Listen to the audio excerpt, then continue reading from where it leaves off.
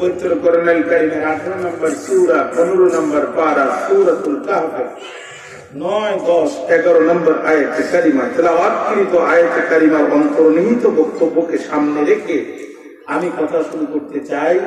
আল্লাহ তাআলা আজকের মাহফিলকে দয়া করে কবুল করুন। আপনারা একটু চিৎকার করে দোয়া করেন আল্লাহুম্মা আমিন। সূরার নাম সূরাতুল কাহফ। কাহফ শব্দের অর্থ হচ্ছে আল গারু ফিল জাবাল, পাহাড়ের গুহা। অর্থাৎ সূরাটির নাম হচ্ছে পাহাড়ের গুহার সূরা। কষ্ট হচ্ছে মনে হয় আপনাদের? কথা কি বুঝতে পেরেছেন? আরবিতে গার শব্দের অর্থ হচ্ছে গুহা, কাহফ শব্দের অর্থ হচ্ছে গুহা। প্রশ্ন হচ্ছে এই দুই গুহার মধ্যে পার্থক্য কি? জবাব দিয়েছেন মুহাম্মদ আলী আস-সাবুনি রাহমাতুল্লাহ আলাইহি। তার তাফসীরের নাম তাফসীরে সফাতুত তাফাসির। তিনি বলছেন ফাআম্মাল কাহফ আন-নাকমুল মুত্তাসি ইযা লাম ইয়াত্তাসি ফাহুয়া গার। কাহফ হচ্ছে প্রশস্ত গুহার নাম, আর গার হচ্ছে সংকীর্ণ গুহার নাম। সূরাটির মধ্যে আয়াত সংখ্যা 110টি, রুকু সংখ্যা 12টি। গোটা পৃথিবীর সমস্ত মুফাসসির এই বিষয়ে একমত। সূরাটি নাযিল হয়েছিল মক্কায়। অর্থাৎ সূরাতুল কাহফ একটি মাক্কি সূরা। আজ থেকে এখন প্রশ্ন হচ্ছে কাহফ নামকরণ কেন হলো? আজ থেকে 6000 বছর পূর্বে বর্তমান জর্দানের রাজধানী আম্মান শহর থেকে 60 কিলোমিটার দক্ষিণ পূর্বে হযরত ইবনে আব্বাসের বর্ণনা অনুযায়ী বানজালুস নামক পাহাড়ে হাইজুম নামের গুহায় কিছু সংখ্যক ইমানদারদের উপরে এক ঐতিহাসিক, মর্মান্তিক, হৃদয় বিদারক এবং নিষ্ঠুর ঘটনার অবতারণা ঘটেছিল, যার বর্ণনা এই সূরাটির মধ্যে এসেছে। এজন্য সূরাটির নামকরণ করা হয়েছে সূরাতুল কাহফ, পাহাড়ের গুহার সূরা। বুঝতে কষ্ট হয়েছে প্রিয় ভাইরা? আচ্ছা, 2 নম্বর পয়েন্ট হচ্ছে আল মুনাসাবাতু বাইনাস সূরাতাইন, দুই সূরার মধ্যকার সম্পর্ক। তেলাওয়াতকৃত সূরার সাথে পূর্ববর্তী সূরার কি সম্পর্ক? এটা তাফসীরের অত্যন্ত গুরুত্বপূর্ণ পয়েন্ট। পূর্ববর্তী, এখানে মনে হয় মশার কয়েল জ্বালানো আছে, তাই না? একটু দয়া করে, আমার কণ্ঠ বসে যাচ্ছে।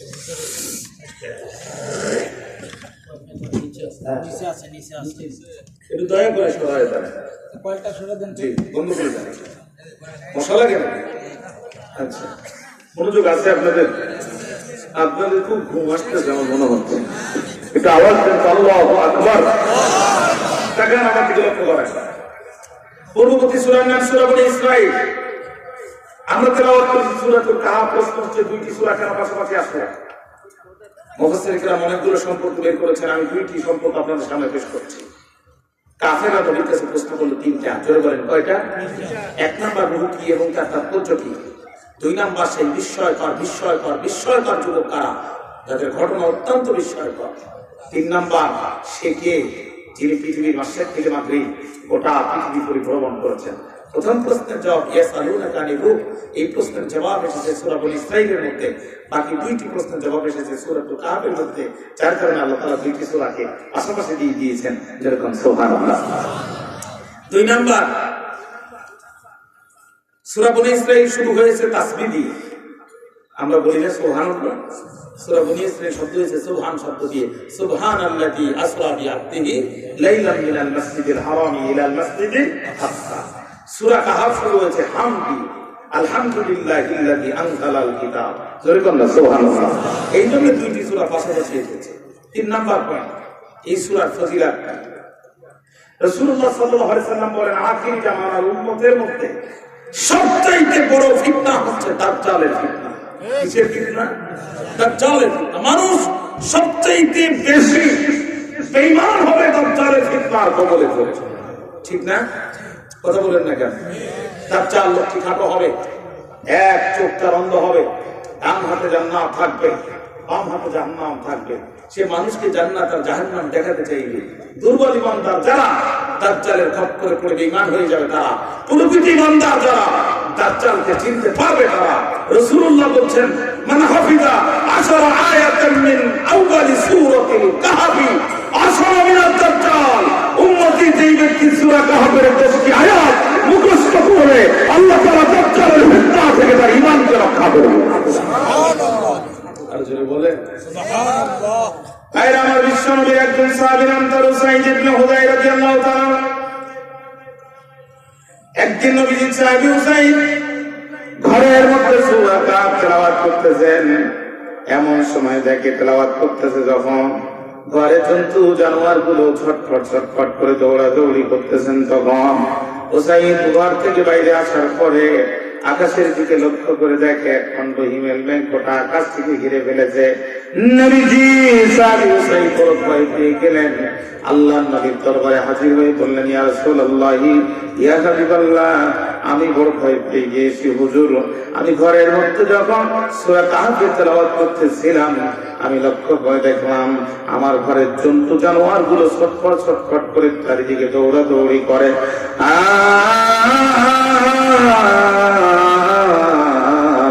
আমার ঘরের উপরটা এক খন্ড ঠান্ডা হিমেল মেঘ দিয়ে কেন জানি ঘিরে রেখেছে। নবী আমার ডাক দিয়ে বলে, হুসাইন রে, হুসাইন তুমি ভয় পেও না, ইকরা ফুলান ফাইন্নাহা সাকিনাতুন তানাজ্জালাত ইনদাল কুরআন আও তানাজ্জালাতিল কুরআন, রাওয়াহুল বুখারী। নবী আমার বলে, হুসাইন রে, টেনশন করো না, চিন্তা করো না, ভয় পেও না, ভয় পাওয়ার কোনো কারণ নাই হুসাইন। তোমার ঘরের মধ্যে সূরাতুল কাহফের তেলাওয়াতের বরকতে আল্লাহ রাব্বুল আলামিন টোটাল ঘরটিকে রহমতের সাকিনা দিয়ে ঘিরে রেখেছে। আর জোরে বলেন না সুবহানাল্লাহ, সুবহানাল্লাহ। এত ঘুমিয়ে গেলেন কেন? খুব ঘুম আসতেছে মনে হচ্ছে আপনাদের।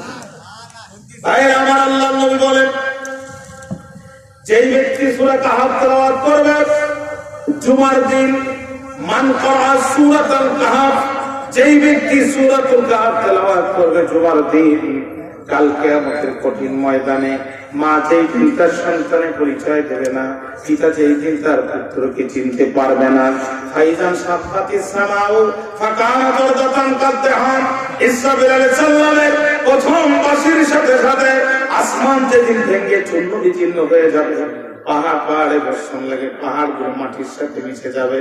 নবী আমার বলেন, ইসরাফিল দ্বিতীয় বাঁশির ফুৎকার দেবে, মানুষগুলো উলঙ্গ ল্যান্টিনের মতো উঠবে, কোনো মানুষের শরীরে একটি কাপড় থাকবে না। আম্মা এসে বলেন, ওগো নবীজি, ওই কিয়ামতের দিন আমি আপনার স্ত্রী, আমার শরীরে যদি কাপড় না থাকে আপনার কি কোনো লজ্জা লাগবে না? আমি এমন একটি মহিষী মহিলা, আমার মাথার চুল পর্যন্ত আপনি ছাড়া কোনো পরপুরুষে দেখে নাই। ওগো আল্লাহ হাবিব, আর আমি যদি সর্বশরীর উলঙ্গ থাকি আপনার কি কোনো লজ্জা লাগবে না, শরম লাগবে না? আল্লাহর নবী ডাকতে বলে, আয়েশা রে, ওই কিয়ামতের ময়দান এত কঠিন ময়দান হবে রে আয়েশা, ওই দিন কেউ কারো দিকে একটি পলক তাকানোর পর্যন্ত সময় সুযোগ পাবে না। নবী আমার বলেন, যেই ব্যক্তি জুমার দিন সূরা কাহফের তেলাওয়াত করবে, কিয়ামতের কঠিন দিনে আল্লাহ রাব্বুল আলামিন সূরা কাহফকে নূর বানায় দিবেন। অন্ধকার কিয়ামতের দিন সূরা কাহফ নূর হয়ে ওই ব্যক্তিটিকে কিয়ামতের রাস্তা দেখাবে। সুবহানাল্লাহ বলেন।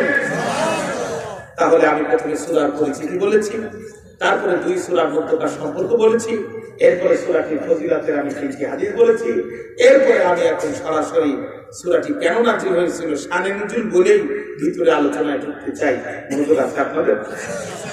শুরুতে একটু বলেই ফেলেছি আপনাদেরকে, কাফেররা, দুইজন কাফেরকে মদিনার ইহুদিদের কাছে পাঠালো বুদ্ধি কোরআন কেমনে বন্ধ করা যায়। এর মধ্যে একজন কাফেরের নাম ছিল নজর ইবনে হারেস, আর একজন কাফেরের নাম ছিল উকাবা ইবনে আবিহি। দুইজনের কাছে দুইজনকে পাঠালো মদিনার ইহুদিদের কাছে, শোনো যে কোরআন কেমনে বন্ধ করবো। দুইজন মদিনার ইহুদিদের কাছে গেল, ইহুদিরা বলল, দেখো সত্যি যদি সে আল্লাহর নবী হয় তাহলে এই কোরআন বন্ধ করা কোনোভাবেই সম্ভব নয়। বললেন না, তবে আমরা তোমাদের কাছে একটু ট্যাবলেট দেই, এই 3টা ট্যাবলেট প্রয়োগ করে দেখো কিছু করতে পারো কিনা। কি সেইটা জিজ্ঞাসা করো তার কাছে, রুহু কি এবং তার তাৎপর্য কি, তার কাছে আরো জিজ্ঞাসা করো। বিস্ময়কর বিস্ময়কর সেই যুবক কারা, যাদের ঘটনা অত্যন্ত বিস্ময়কর। 3 নাম্বার কোন? সেই ব্যক্তি যে ব্যক্তি পৃথিবীর পূর্ব থেকে পশ্চিম পর্যন্ত ভ্রমণ করেছেন। ওরা চলে আসলো, নবীকে প্রশ্ন করলো, আল্লাহ রাসূল বলল আগামীকাল প্রশ্নের জবাব দিব, কিন্তু তিনি ইনশাআল্লাহ বলতে ভুলে গিয়েছিলেন। তাফসীরে জালালাইন আল্লামা জালালউদ্দিন সুয়ুতী বলেন, এই ইনশাআল্লাহ বলতে ভুলে যাওয়ার কারণে 15টা দিন ওহি আসা বন্ধ ছিল, রাসূল বড় পেরেশানি হয়ে গেলেন। কাফেররা ভিত্তিহীন কথা ছড়াতে লাগলো। সে যদি আল্লাহর নবী হয়, এক প্রশ্নের জবাব দিতে 15 দিন, তাহলে পরে যে প্রশ্ন করবো এই প্রশ্নের জবাব দিতে কতদিন সময় নেবে? নবী বড় পেরেশানি হয়ে গেলেন।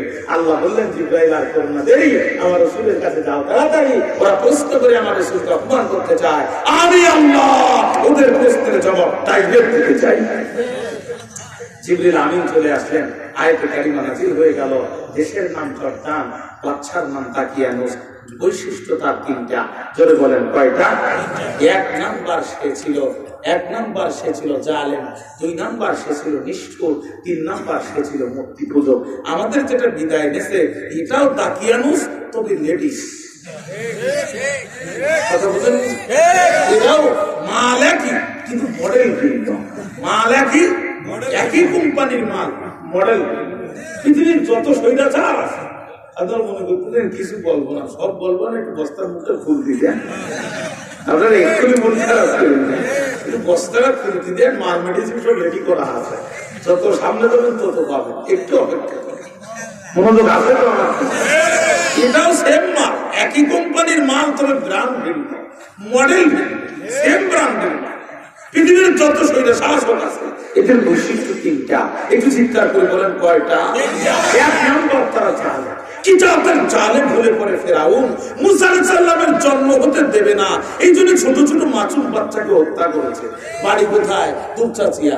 থাকো কোথায়? কাহালু। বিয়ে করেছো? নন্দীগ্রাম। কয় মাস? 3 মাস। বমি করেছো? কয় 2 বার। কয় মায়ের কল্লা কেটে দাও। মাও শেষ, মায়ের পেটের ধরনের ভিতরে সন্তান ছিল, সন্তান শেষ। কি জাতের বার্তা, কি জাতের স্বৈরাচার, কি জাতের জালেম, কি জাতের নিষ্ঠুর হলে পরে ফেরাউন মুসার জন্ম হতে দেবে না, মা সহ হত্যা করেছে পেটের সন্তানকে যাতে মুসা না আসে। কি জাতের জালেম হলে পরে নমরুদ একটা জীবন্ত পয়গম্বর ইব্রাহিম আলাইহিস সালামকে জ্বলন্ত অগ্নিকাণ্ডে নিক্ষেপ করতে পারে। কি জাতের জালেম হলে পরে স্বৈরাচার নিজের দেশের মানুষের ট্যাক্সের টাকা দিয়ে কেনা বন্দুক দিয়ে নিজের দেশের মানুষের আকাশে উঠে হেলিকপ্টার ব্যবহার করে গুলি চালাতে পারে, ছোট ছোট নবজাতক শিশু পর্যন্ত সেই গুলিতে প্রাণ হারাতে পারে। কি জাতের জালেম হলে পরে এই কাজ করতে পারে? কি জাতের জালেম হলে পরে, কি জাতের জালেম হলে পরে, কি জাতের জালেম হলে পরে। কল্পনা করতে পারেন 2006 সালে 28 অক্টোবর কোরআনের হাফেজকে লুকিয়ার বইটা দিয়ে পিটিয়ে হত্যা করেও পুলিশরা বাসানিকরণ হয়নি, বরং দেহের উপরে দাঁড়িয়ে ড্যান্স করেছে, নাচ করেছে, নৃত্য করেছে। আপনারা বলেন কি জাতের জালেম হলে পরে এই কাজ করতে পারে? কি জাতের জালেম হলে পরে আধা ঘন্টা পরে একটা মানুষের ফাঁসি হবে, এতটুকু সময় সহ্য হয় না, ছদ্মবেশে মাইক করতে উঠে জেলখানার ভিতরে ঢুকে ফাঁসির আসামির গলার পরে পা দিয়া নিজে হাতে ছুরি দিয়া কুরবানির পশুর মতো জবাই করতে পারে। কি জাতের জালেম হলে পরে এই কাজ করতে পারে? কি জাতের জালেম হলে পরে, কি জাতের জালেম হলে পরে অন্যায় ভাবে দেশের একজন প্রতিষ্ঠিত সবচেয়ে সৎ শিল্পপতিকে ফাঁসির কাস্তে ঝুলেও কলিজা ঠান্ডা হয়নি, তার সুশিক্ষিত সন্তানকে ধরে নিয়ে 10টি বছর বিনা অপরাধে আয়না ঘরে নিক্ষেপ করতে পারে। কি জাতের জালেম হলে পরে এই কাজ করতে পারে? কি জাতের জালেম হলে পরে আমরা হাতের মতো বুয়েটের মেধাবী শিক্ষার্থীকে ক্রিকেট খেলার স্টাম্প দিয়া পিটায়ে হত্যা করতে পারে?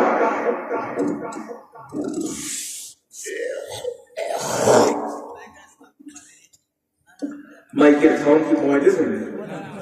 আমার পরে বক্তা আছে, যা আছে সত্যি আপনাদের মনোযোগ আছে আমার দিকে।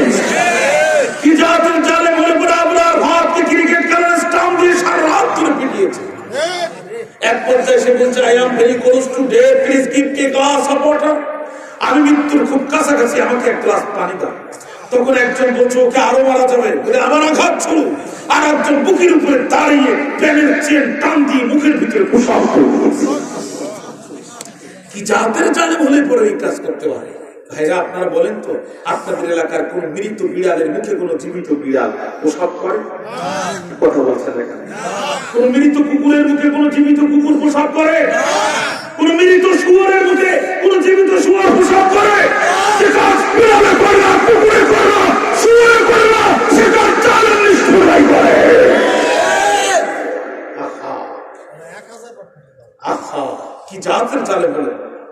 জন্য পৃথিবীর সব স্বৈরাচারের বৈশিষ্ট্য তিনটা।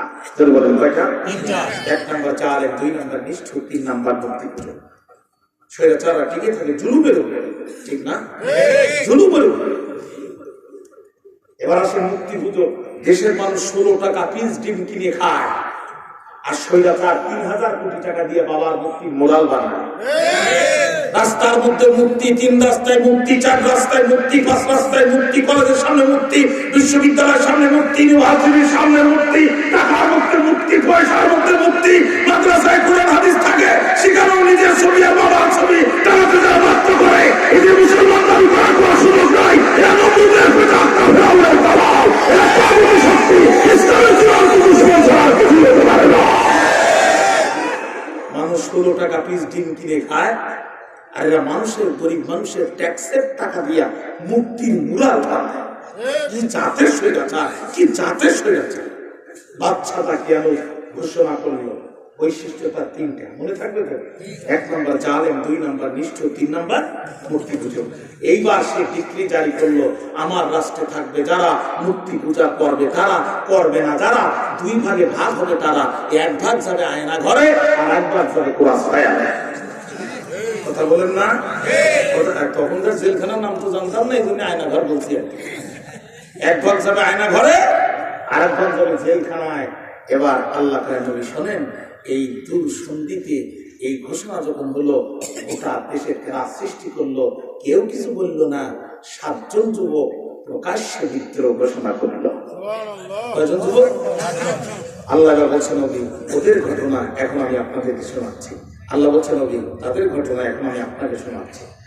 নাহনু নাকুসু আলাইকা নাবাহুম বিল হক ইন্নাহুম ফিতয়াতুন আমানু বিরাব্বিহিম ওয়া জিদনাহুম হুদা। আরো জোরে বলেন। নবী 7 জন যুবক দাঁড়ায় গেলেন। ইন্নাহুম ফিতয়াতুন, তারা ছিল যুবক। আমানু বিরাব্বিহিম, ঈমান এনেছিল তারা তাদের রবের উপরে। ওয়া জিদনাহুম হুদা, আর আমি তাদের হেদায়েতের রাস্তাকে প্রশস্ত করে দিয়েছি। সুবহানাল্লাহ বললেন না? এবার আসে 7 জন যুবক বলল, তোর মুক্তির গোষ্ঠী মারি, আমরা মুক্তি পাঠি না, আমরা তৌহিদ পাঠি। মুক্তি ভাঙার জন্য আমাদের জন্ম হয়েছে, মুক্তি ভাঙার জন্য আমাদের জন্ম হয়নি, ঠিক নয়? 7 জন যুবক প্রকাশ্যে বিদ্রোহ ঘোষণা করলো, তোর মুক্তি পূজার গোষ্ঠী মারি। মুক্তি পূজার ইবাদত করি না, যে মুক্তির মুখে কুকুর প্রস্রাব করে সুযোগ পেলে। দেখছেন না আপনারা? একবারে ডান পা উঁচু করে কুকুর সুন্দর করে স্প্রে করে। এত ভালো করে কুকুর আর কোথাও প্রস্রাব করে না, যত ভালো করে মুক্তির মুখে প্রস্রাব করে। যে মুক্তির মুখে কুকুরে প্রস্রাব করে, এ মুক্তি কোনদিন জাতির রব হতে পারে না, ইলা হতে পারে না, আইনদাতা হতে পারে না। আমাদের রব তো তিনি, আসমান সৃষ্টি করেছেন তিনি, ঠিক না? আমাদের রব তিনি। 7 জন এক জায়গায় হয়ে গেল। আমাদের রব তো তিনি, আসমান সৃষ্টি করেছেন যিনি। আমাদের রব তো তিনি, জমিন সৃষ্টি করেছেন যিনি। আমাদের রব তো তিনি, জীবন দিয়েছেন যিনি।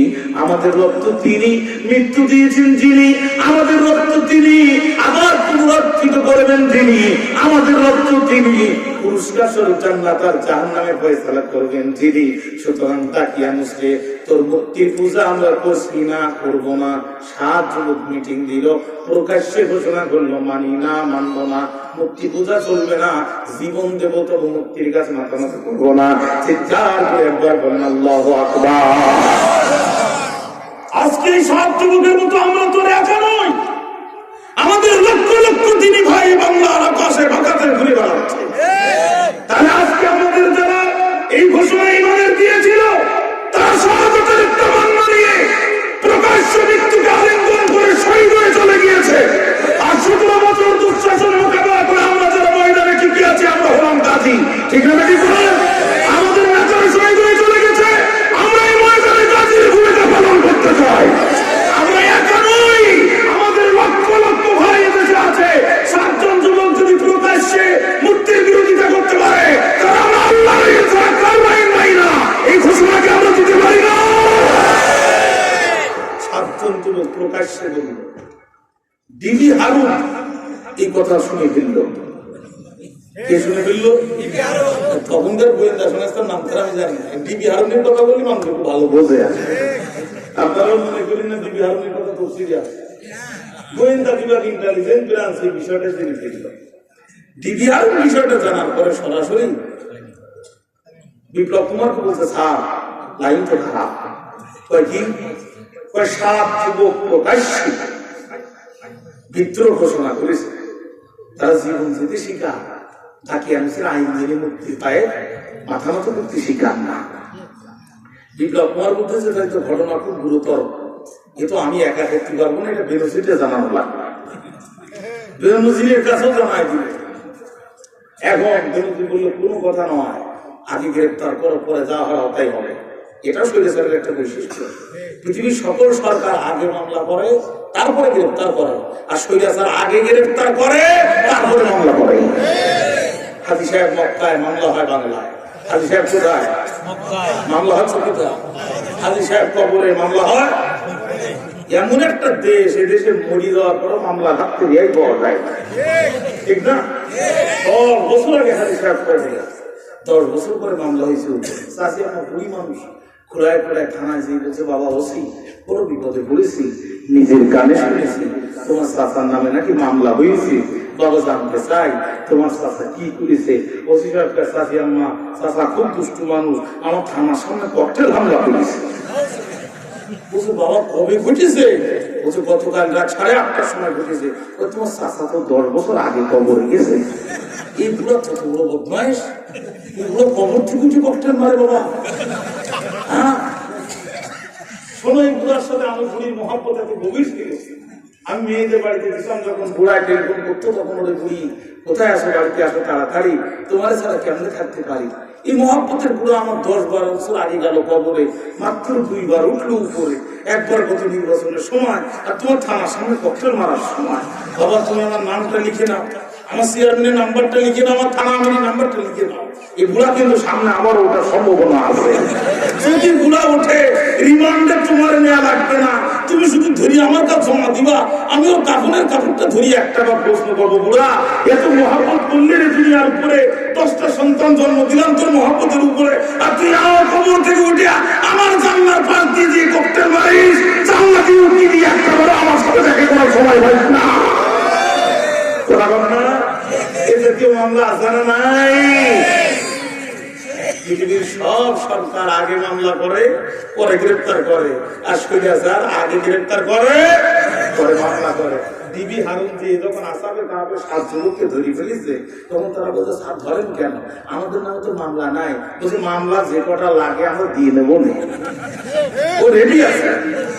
দুধসাচিয়ার সামনে ককটেল বিস্ফোরণ, 7 জন আসামি আর অজ্ঞাত আসামি 7,500। এইবার ব্যবসায়ী যারে পাবে রাত্রি ছেড়ে ধরে বলবে 3 লাখ টাকা দিবি না তোর মামলা ঢুকিয়ে দেবো। কথা বল না, কথা বল। চাচা ঘুমায়েন না বাবা, ঘুম করেন না, শর্ট করে ঢুকে পড়ার হুমকি দিচ্ছে কিন্তু। আমি ঘুমলেই কিন্তু শর্ট করে ঢুকে পড়বে। বিদায় নিয়েছে অতটা ভেবেন না, বিপদ এখনো কাটেনি, বারবার উঠে দিচ্ছে, চট করে ঢুকে পড়বে। আমরাও বলি চাষি শর্ট করে ঢুকেন না, পারলে গায়ে শর্ট করে ঢুকে, ঠিক না? ঘুমায়েন না, একটু আমার দিকে তাকান, আওয়াজ দেন আল্লাহু আকবার। খেয়াল করেন, 7 জন যুবক গ্রেপ্তার হয়ে গেল। শুধু যুবক না, এদের পিতা মাতাকেও গ্রেপ্তার করে নিয়ে আসা। ভাইকে পায়নি, ভাইকে তিনি ক্রস ফায়ার দিয়েছে, ঠিক না? আহা 7 জন যুবককে ধরা হলো, তাদের পিতাকে ধরা হলো, তাদের বাবাকে ধরা হলো, তাদের মাকে ধরা হলো।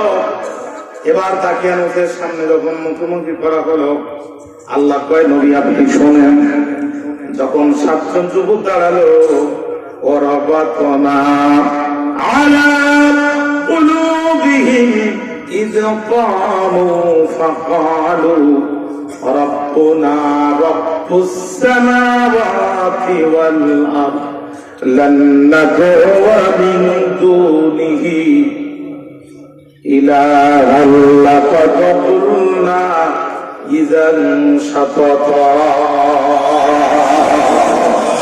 আর জোরে বলুন আল্লাহু আকবার। 7 সাতজন যুবক যখন দাঁড়ালো, আল্লাহ নবী ও রবাতনা আলা কুলুবিহিম, আমি ওদের কলবকে শক্ত করে দিলাম, অন্তরকে সুদৃঢ় করে দিলাম। বাঘের বাচ্চার মতো দাঁড়ায় গেল আর বলল, রব্বুনা রব্বুস সামাওয়াতি ওয়াল আরদ, আমাদের রব তিনি, আসমান জমিনের রব তিনি। এবং এরাও বলল, লান্নাতু মিন দুনিহি ইলাহা, আমরা তাকে বাদে অন্য কাউকে ইলাহা হিসেবে ডাকছি না, ভবিষ্যতেও ডাকবো না। এখানে মুজারে সিগা আল্লাহ ব্যবহার করেছে, লান্নাতু, এখনো ডাকতেছি না, ভবিষ্যতেও ডাকবো না। তাতে যদি কল্লা ফাঁসির কাছে যায় যাক, যাক না। যদি ডাকি তাহলে সেটা হবে সাততা, বড় গর্হিত কাজ, বড় খারাপ কাজ, বড় কঠিন কাজ। এই কাজ আমাদের দ্বারা সম্ভব না। হাউলাই কওমুন আত্তাখাযু মিন দুনিহি আলিহাতান, এই কওমদের কি হলো? যারা আল্লাহকে বাদ দিয়া মানবরচিত আইনের পিছনে দৌড়াচ্ছে, মানুষের মুক্তি বানায়া সেই মুক্তিকে এস্টাবলিশ করার জন্য জীবন দিচ্ছে, রক্ত দিচ্ছে। এদেরকে কি হলো? এদের কাছে যদি কোনো দলিল থাকে বিসুলতানিন বাইয়িন, তাহলে সে দলিল তারা পেশ করে। শুধু নিজেদের ইমানের কথা বললো না, ডাইরেক্ট তাকিয়ানুসের ইমানকে চ্যালেঞ্জ করেছে সাত যুবক। সুবহানাল্লাহ বললেন না? এই যুবক এদের কি হলো? এরা আল্লাহকে বাদ দিয়া অন্যকে ইলাহা হিসাবে মানছে। আরে আল্লাহকে বাদ দিয়ে অন্য কোন ইলাহা হিসাবে মানার যদি দলিল থাকে বিসুলতানিন বাইয়িন, তাহলে সে দলিল তারা পেশ করুক। ওমান আযলামু মিম্মান ইফতারা আলাল্লাহিল কাযিবা, আর আল্লাহ ছাড়া আল্লাহর নামে যারা মিথ্যা প্রতিপন্ন করে, ওদের চাইতে বড় জালেম আর কে হতে পারে? সাত যুবক যারা যখন এই বক্তব্য দিচ্ছে, তাকিয়ানুসের পুলিশ অফিসাররা ঠক ঠক করে কাঁদছে। এদের তো জীবন চলে যাবে, এদের সাহস কত বড়, এদের পরিচয় কি দিয়ে বানানো? এরা ফাঁসির কাজটাকে ভয় পায় না। এরা আধা ঘন্টা পরে মৃত্যু হবে, 2 ঘন্টা পরে, তারপর আধা ঘন্টা এরা ঘুমিয়ে যায়। এদের পরিচয় কি আছে? যুবকরা বললো, মাথা ঠান্ডা কর, তোদের কপাল ঘুরিয়েছে, মাথা ঠান্ডা করো। 3 দিন সময় দিলাম তোদের। কয়দিন? আর পিতা মাতাকে বললো, এদেরকে বাড়ি নিয়ে যাও, এদেরকে বোঝাও। এরা কিন্তু ফাঁসির কাজটা চলছে। এদের কথার ভিতরে রাজাকার গন্ধ পাওয়া যায়। কথা বল না? এদের কথার মধ্যে যুদ্ধ অপরাধীর ভাব আছে। এদের কথা লাইন ভালো না। এরা জমিন যার, আইন চলবে তার, এই স্লোগানে বিশ্বাসী। আমার দেশে আইন চলবে না, এদেশ আমার বাবা। এদেশ থাকতে গেলে আমার বাবাকে নবী মুখী না বলবে, এক প্রকার করবে নবী মানতে হবে, ঠিক না? 3 দিন সময়, 3 দিন লাগলো না। 7 যুবক প্রথম দিনে এসে মিটিং করে বলতে, শোনো, বেঈমান হবা না, ইমানের উপরে টিকে থাকবা। 7 জন একবার কি বললো, জীবন দেব, বেঈমান হবো না, ইমানের উপরে টিকে থাকবা। বলছে, তাহলে সামনে আমাদের রাস্তা 2টা।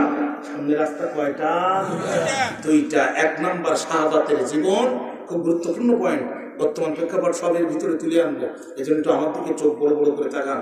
1 নাম্বার শাহাদাতের জীবন, 2 নাম্বার আত্মগোপন। এই 2 পয়েন্টের উপরে আমি একটু কথা বলতে চাই, যদি আপনাদের মনোযোগ পাই। আপনারা আমার সাথে আছেন?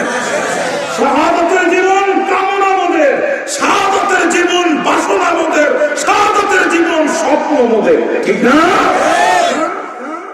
আমার কালকে আমাদের কঠিন ময়দানে যুবকের এক জায়গা হয়ে বলল, শোন, আগামীকাল তাকিয়ানুসের কাছে আমরা সারেন্ডার করবো।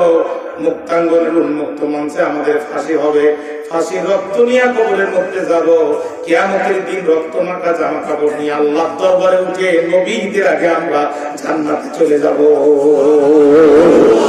ভাইজান কি বলবো, কিয়ামতের দিন আল্লাহ রাব্বুল আলামিন গোটা পৃথিবীর মানুষদেরকে এক জায়গায় করে লোহার তামার ব্যারিকেড দিয়ে আটকায়া আমার আল্লাহ যখন চাপ্পার তার হাত ধারণ করবে, পয়গম্বররা পর্যন্ত ঠক ঠক করে কাঁপতে থাকবে। ইব্রাহিম আলাইহিস সালাম ঠক ঠক করে কাঁপবে, মুসা আলাইহিস সালাম ভয়ে কাঁপবে, নূহ আলাইহিস সালামের মতো সিনিয়র পয়গম্বররা ভয়ে জর্জর হয়ে যাবে। ওই সময় কিছু সংখ্যক লোক, বৃদ্ধ থাকবে, যুবকও থাকবে, কচি বালকরাও থাকবে, মাথা উঁচু করে আল্লাহর দরবার দিয়ে হেঁটে জান্নাতের দিকে যাবে। ওরা আল্লাহকে চুল পরিমাণ ভয় পাবে না। আল্লাহ ডাক দিয়ে বলবে, দাঁড়াও, তোমরা কারা? তখন তারা বলবে, আল্লাহ আমরা দিন কায়েমের প্রয়োজনে তোমার ওহীর বিধানের আহ্বানে রাজপথে জীবন দিয়েছিলাম যারা, আল্লাহ আমরা হলাম তারা, আমরা শহীদ। এই দেখো আমাদের হাত নাই, এই দেখো আমাদের গলার মধ্যে এখনো রশি দড়ি, এই দেখো আমাদের জামার মধ্যে এখনো রক্তের দাগ। আল্লাহ বলবে তত বুঝেছি তোমরা শহীদ, তোমরা কোথায় যাও? তখন তারা বলবে আল্লাহ আমরা জান্নাতের দিকে যাই। আল্লাহ বলবে বান্দা জান্নাতের দিকে তো যাবা, আমি তো জান্নাত তোমাদের জন্য বানিয়েছি, তবে আর কিছু কি আমার কাছে চেতে চাও? আর কিছু আমার কাছে চাও? তোমাদের রবের কাছে আর নতুন কিছু চাও? তখন তারা বলবে আল্লাহ দিতে যদি চাও জীবনটা আর একবার দাও, দুনিয়াতে যে তোমার কোরআনের জন্য আর একবার শহীদ হয়ে তোমার কাছে ফিরে আসতে চাই। আল্লাহ ডাকিয়ে বলবে বান্দারে এত কষ্ট দিয়ে তোদেরকে মারলো, জীবন্ত মানুষগুলোকে বিনা অপরাধে ফাঁসির কাছে ঝোলালো, জীবন্ত মানুষগুলো হত্যার পরে মৃত দেহের পরে দাঁড়ায় দাঁড়ায় ড্যান্স করলো, এত নির্মম ভাবে তোদেরকে মারলো, এরপরেও কেন তোরা শহীদ হতে চাস, আবার দুনিয়া যেতে চাস, আবার রক্ত দিতে চাস? তখন তারা বললো মাবুদ গো, মাবুদ গো, শাহাদাতের মৃত্যু দেখতে বড় কষ্ট লাগে, কিন্তু শাহাদাতের মৃত্যু বরণ করতে মোটেও কষ্ট লাগে না। এই মৃত্যু বরণ করতে এতই মজা, এতই মজা, এতই মজা। আল্লাহ সত্যি যদি তুমি দিতে কিছু চাও জীবনটা আর একবার দাও, দুনিয়াতে যে তোমার কোরআনের জন্য আর এক আমরা শহীদ হতে চাই। আমরা শাহাদাতের মৃত্যু চাই না? শাহাদাতের মৃত্যু চাই না আমরা? আপনি যত বড় আলেম হন, যত বড় মুফাসসির হন, যত বড় আবেদ হন, যত বছর তাহাজ্জুদ পড়েন না কেন, আপনি মৃত্যুর পরে আপনাকে কবরে থাকা লাগবে। ইসরাফিলের প্রথম বাঁশি হবে দুনিয়া সাকা হয়ে যাবে, দ্বিতীয় বাঁশি হবে ল্যান্ড হয়ে কবর থেকে উঠতে হবে, আল্লাহর কাছে যেতে হবে, হিসাব পেশ করতে হবে, পুলসিরাত পাড়ি দিতে হবে, তারপর জান্নাতে যেতে হবে। আর আপনি যদি শহীদ হয়ে যান আজরাইল আলাইহিস সালাম আপনার জানটা ছিঁড়ে নেবে, জান্নাতের ভিতরে ছুরি মারবে। আপনি যত বড় জান্নাতি হন, আপনি যদি জান্নাতুল ফেরদাউসের বাসিন্দা হন, রাসূলুল্লাহ বলেছেন আপনি জান্নাতুল ফেরদাউস থেকে অন্য জান্নাতে যাওয়ার অনুমতি আপনি পাবেন না, আপনাকে ঢুকতে দেওয়া হবে না, আল্লাহ আপনার আবদার গ্রহণ করবে না। বান্দা তোমাকে তো জান্নাতুল ফেরদাউস দিছি, তোমার আর কিছু চাহিদা নেই। কিন্তু আপনি যদি শহীদ হয়ে যান, রাসূল বলছেন এই শহীদদের রূহ আল্লাহ তাআলা জান্নাতি সবুজ চড়ুই পাখি রূহুর ভিতরে ঢুকায় দেবে। আল্লাহর 8টা জান্নাত, সকাল বিকাল, বিকাল 5টা, সকাল 3টা, যখন ইচ্ছা করবে তখন ঢুকবে, আর ইচ্ছা মতো ঘুরে বেড়াবে। আল্লাহর কোন ফেরেশতা তাদেরকে ডিস্টার্ব করবে না। শাহাদাতের জীবন চাই না? যদি এদেশে কোরআনের রাজ কায়েমের জন্য, ইসলামী হুকুমতকে বাস্তবায়ন করার জন্য মানব রচিত সমস্ত তন্ত্র মন্ত্রের কবর রচনা করে আল্লাহর কোরআনের রাজ কায়েম করার জন্য বুকের তাজা রক্ত দিয়ে শাহাদাতের নজরা পেশ করতে হয়, সেই মিছিলে কার কার হাজির হবেন? দুয়া তুলে আল্লাহকে দেখায় দেয়।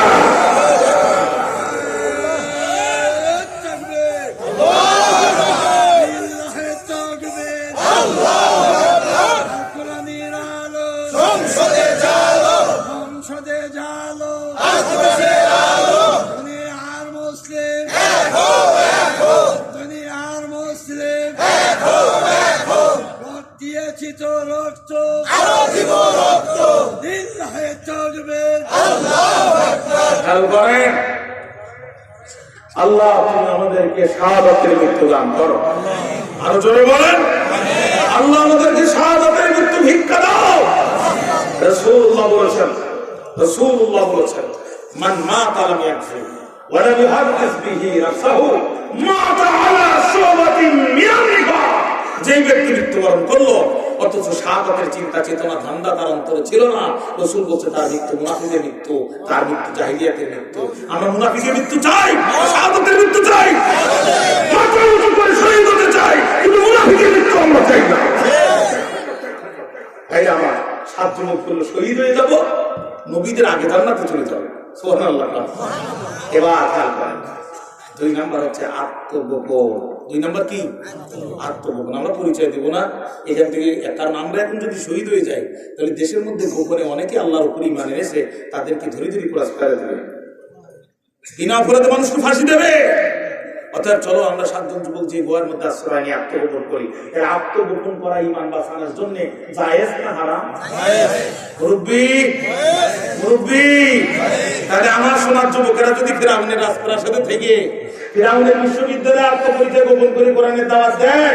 মুরব্বি, তোমার এত চুলকায় কেন বাবা? এত চুলকায় কেন? তুমি কয়েকদিন আগে কোথায় ছিলা? আমার যুবকদের কারণে আজকে বড় বড় কথা বলতে পারছো, ঠিক নয় কি? ফিরাউন ঘোষণা করলো যত মাসুম বাচ্চা পাওয়া যায় সব মেরে ফেলে, সব মুসার বাচ্চা, সব মেরে ফেল। আল্লাহ কা মুসার মা টেনশন করো না, সন্তান তোমার, পয়গম্বর কিন্তু আমার। তোমার পরিচয় দয়া এক ভাগ, আমি আল্লাহর পরিচয় দয়া 99 ভাগ। মুসলমান টেনশন করো না, সিন্ধুক বানাও, মুসাকে ঢোকাও, নীল দরিয়ায় ভাসাও, খবরদার ওই সিন্ধুকের গায়ে আবার মুসার পরিচয় লিখতে দিও না। মুসার পরিচয় লিখতে নিষেধ করতেছে কে? আল্লাহ। আল্লাহ যদি তার পয়গম্বরের পরিচয় গোপন করতে পারে, মুরব্বি, তাহলে আমার যুবকেরা জীবন বাঁচানোর জন্য নিজের পরিচয় কেন গোপন করতে পারবে না? বিশ্বজিতের কথা ভুলে গেছেন? হিন্দু ছেলে ক্লিন শেভ করতে পারেনি, কর্মচারী মানুষ, দাড়ি একটু লম্বা হয়ে গেছে, সাফাতি দিয়ে যখন কোপানো শুরু করেছে, বলছে মা কালীর কিরে, আমি জীবিত দূরের কথা, আমি মুসলমানই না, বিশ্বাস যদি না হয় আমার প্যান খুলে দেয়। কথা ভুলে গেছেন? বিশ্বাস করিস না, আমার প্যান খুলে দেয়, আমি মুসলমান না। কথা বলেন না কেন? যে যুগে একটুখানি দাঁড়িয়ে রাখার অপরাধে হিন্দু ছেলে পর্যন্ত সাফাতির আঘাত থেকে রক্ষা পায় না, আর আমার যুবক যদি বিশ্ববিদ্যালয় পরিচয় গোপন করে কোরআনের দাওয়াত দেয়, মুরব্বি তোমার এত চুলকায় কেন বাবা? কথা বলেন না কেন? কথা বলেন। আল্লাহ কয় মুসলমান টেনশন করো না, তুমি মুসাকে ভাষায় দেওয়ার দায়িত্ব তোমার। সে ফেরাউন মুসাকে হত্যা করতে চায়, আত্মপরিচয় গোপন করে ওই ফেরাউনের দরবারে মুসা লালিত পালিত হওয়ার ভিআইপি ব্যবস্থা তৈরি করে দেওয়ার দায়িত্ব আমি আল্লাহ। আরো জোরে কর। আমার এই উপমহাদেশে যে কজন ভালো আরবি জানে, বাংলাদেশ, ভারত, পাকিস্তান, এই উপমহাদেশে, ভারতীয় উপমহাদেশে যে কয়জন ভালো আরবি জানে, তার মধ্যে অন্যতম হচ্ছে মোহাম্মদ আবুল হাসান আলী নদভী রাহিমাহুল্লাহ, নদওয়াতুল উলামা, লখনউ বিশ্ববিদ্যালয়ের প্রতিষ্ঠাতা, অত্যন্ত জায়গিদ আলেম ছিলেন। আমরা আরো বিশ্বে তার সাহিত্য করেছি, খুব বড় জাতের সাহিত্যিক, আরবি সাহিত্যিক। উনি তার সাহিত্যের মধ্যে লিখতেছে, একদিকে পরন্ত বিকালের সূর্যের আলো, অন্যদিকে মুসা আলাইহিস সালামের সিন্ধুক আর নীল নদের ঢেউ, এই তিনটা এক জায়গায় হয়ে যেন রূপার মতো চকচক করছে। মনে হচ্ছে নীল নদের ঢেউ মুসা আলাইহিস সালামের সিন্ধুককে চুমা দিতে দিতে ফেরাউনের রাজপ্রাসাদে পৌঁছায় দিচ্ছে। নারায়ে তাকবীর। ফেরাউনের রাজপ্রাসাদে পৌঁছায় দিচ্ছে। মনোযোগ আছে তো আমার দিকে? বিরক্ত হয়ে যাচ্ছেন? ফেরাউনের রাজপ্রাসাদ থেকে পৌঁছায় দিচ্ছে। ফেরাউন আর আম্মা আসিয়া দুইজন পাশাপাশি বসে নীল নদে পা লম্বা করে দিয়া বাতাস খাচ্ছে। হঠাৎ করে আসিয়া লক্ষ্য করে দেখে মণিমুক্তার মতো জলজল করতেছে। ওই যে কি, ফেরাউনকে ডাক দিয়ে বলছে ফারাও, বলছে কি, একবার তাকাও, ওই যে দেখো কি। ফেরাউন তাড়াতাড়ি বলে, বিবি হারুন কোথায় তুমি? আসি তো। তাড়াতাড়ি তুলে দেখো তো কি তোমার গোয়েন্দা সংস্থা কোথায়, নামাও। বিবি হারুনের লোকজন তাড়াতাড়ি যে তুলে এনে চিন্তা করতেছে, এর ভিতরে কি সেই কোটালি পাড়া ৭৬ কেজি বোমা নাকি ৮০ কেজি? এই বোমা যদি এখন বাস্ট হয়, আমি মরবো না, ফেরাউনও মরবো। বিবি হারুন পালানো চিন্তা করতে, কিন্তু পিছনে ফেরাউনের সেনাবাহিনী তাড়ানো। এতদিন বেতন নিছ আর এখন বিপদে পড়ি পালাবা, অতগুলো গুড় ১/২ কেজি না, মাল গুলো আগে দেখো আগে কি আছে। বাধ্য হয়ে খুলে দেখলো যে আহারে, এর ভিতরে তো বন্দুকও না, বোমাও না, এত সুন্দর মাসুম বাচ্চা দেখা যায়। মানুষের বাচ্চা যে এত সুন্দর হয়, এটা তো আমাদের ধারণাতেও ছিল না। আরো জোরে কর। এখন ওখান থেকে কি ফেরাউনকে ডাক দিচ্ছে না, কারণ তখন দেশে চিরুনি অভিযান চলতেছে। কি অভিযান চলতেছে? চিরুনি অভিযান, বুঝেন তো? উকুন কামড়াবে বাম পাশে, আর চিরুনি দেবে ডাইন পাশে। ঘটনা ঘটবে রাজশাহীতে, গ্রেপ্তার হবে দুপচাচিয়ায়। এর নাম হলো চিরুনি অভিযান। এর নাম কি? চিরুনি অভিযান তখন চলতেছে। ওরা ফেরাউনকে না দেখে আম্মা আসিয়াকে ডাকছে, মা গো আসিয়া, একবার আসিয়া তুমি বাচ্চাটা যাও দেখিয়া। আম্মা আসিয়া চলে আসলো আর হাত পাতলো। মুসা আলাইহিস সালাম দৌড় দিয়ে গেল। মুফাসসিররা দেখে দীর্ঘদিন ফেরাউনের সাথে দাম্পত্য জীবনে সন্তান না হওয়ার যে যন্ত্রণা আসিয়ার করে যাইছিল, মুসা আলাইহিস সালাম যাওয়ার সাথে সাথে আসিয়ার কলিজার সে ব্যথা বেদনা নিমিষেই দূর হয়ে গেল। আম্মা আসিয়া আড়ে তাকাচ্ছে যে ফেরাউন দেখতে পারছে কিনা। উনি বুঝতে পেরেছে ফেরাউন দাস পাখির মতো তাকে আছে। এর চোখ থেকেই বাচ্চাকে গোপন করা যাবে না, যা করতে হবে সামনে করতে হবে। আম্মা আসিয়া ডাক দিয়ে বলে, ফারাও একেবারে যদি নজরটা জুড়াও, ফিরাউন এসে ডাক দিয়ে আসিয়া, এই মনে হয় সেই মূসা, এই মনে হয় সেই আম্মা আসিয়াকে ফাজলামি করা জায়গা পাও না? ওর গায়ে কি লেখা আছে মূসা? এতগুলো বাচ্চা হত্যা করলে তারপরে মূসা এখনো বিদায় নেয়নি। হ্যাঁ, খবরদার, তুমি না ঘোষণা করেছো তুমি জগতের বড় খোদা, তোমার লজ্জা লাগে না? তুমি ছোট মাছ বাচ্চাকে ভয় করো, লজ্জা শরম আছে তোমার? হ্যাঁ, এই বাচ্চা তখন নিবন্ধন হয়, কেবল নদী থেকে তুলে আনলাম, তোমার দেশের খাতায় তার রেজিস্ট্রেশনে নামই ওঠেনি, লজ্জা করে না? সকাল হলি তোমার দেশের খবরের কাগজ মূসা, দুপুর হলি তোমার দেশের সংবাদগুলো মূসা, রাত হলি তোমার দেশের বুদ্ধিজীবীরা টকশোতে শুধু মূসা মূসা জিকির করো। এই মূসার ভয় একটা কেন করে যায়? খবরদার, এই বাচ্চাকে মূসার তকমা দিয়ে যদি মারতে চাও, মনে করো না এই সেনাবাহিনীর ভিতরে যা দেখতেছে মাল সব তোমার, ওর ভিতরে মাল কিন্তু আমারও আছে। 200 ব্রিগেডিয়ার জেনারেল আমার আছে, 500 ক্যাপ্টেন আমার আছে, 2000 সোলজার আমার আছে। এই বাচ্চাকে যদি মূসা তকমা দিয়ে মারতে চাও, সর্বপ্রথম বিদ্রোহ তোমার ক্যান্টনমেন্ট থেকে শুরু হবে।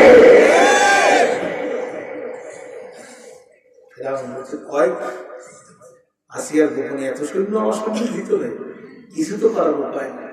ফেরাউন তাকে বলছে, আসিয়া কি করবো? বাচ্চাটার দিক দিয়ে তাকে এই সত্য কথা বলো, তোমার কেমন লেগেছে? ফেরাউন তখন, আসিয়া সত্যি সুন্দর। আসিয়া তখন বলছে, আমার চোখ ঠান্ডা, তোমার চোখ ঠান্ডা, তুমি তারে করতে পারবে না হত্যা, তার মানে বাচ্চার গায়ে তুমি এখন আর আঘাত করতে পারবে না, খবরদার। বলছে, ঠিক আছে, করবো না, বাচ্চাটা আমার বলে দাও। কি আসিয়া কয়, কি করতে চাও? তুই একটু আদর করতে চাই।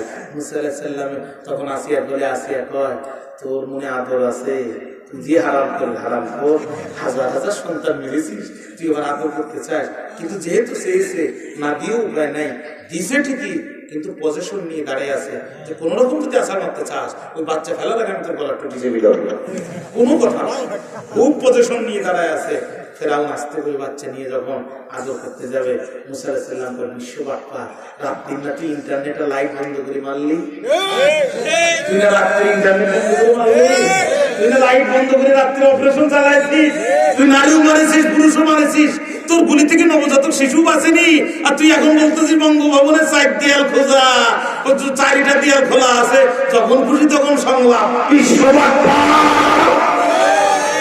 দিছে থাবা, থাবাটা লাগার কথা ছিল কান চোয়ালে, কিন্তু মাথাটা নাড়ানোর কারণে ডাইরেক্ট লাগলো কানের উপরে। বেকায়দা জিনিস কিন্তু অনেক সময় খুব বেশি লাগে, যেই নাচা মারছে সব নাকের উপরে বেঁকে গেছে হাড়। ফেরাউন তখন চিল্লায়, আসিয়া